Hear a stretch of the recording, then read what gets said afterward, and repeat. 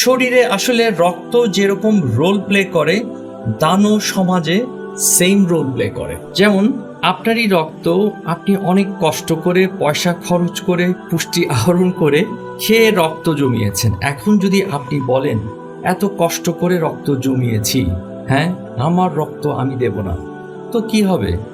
3 মাস পর আপনার রক্ত এমনি বর্জ্য হিসেবে বের হয়ে যাবে, মানে টিস্যু পেপারের মতো এটা নষ্ট হয়ে যাবে, কোনো কাজে আসবে না।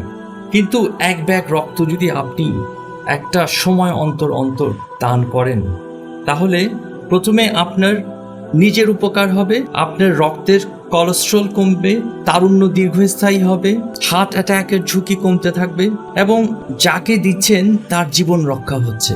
এবং একজনকে বাঁচানো মানে হচ্ছে সমগ্র মানব জাতিকে বাঁচানোর সমান কাজ। ঠিক তেমনি আপনি যদি নিয়মিত দান না করেন, দান সেটা হতে পারে সময়, শ্রম, অর্থ, সেবা, অর্থাৎ যদি আপনি দান না করেন তাহলে এটা রক্তের মতো বর্জ্য হিসেবে বের হয়ে যাবে।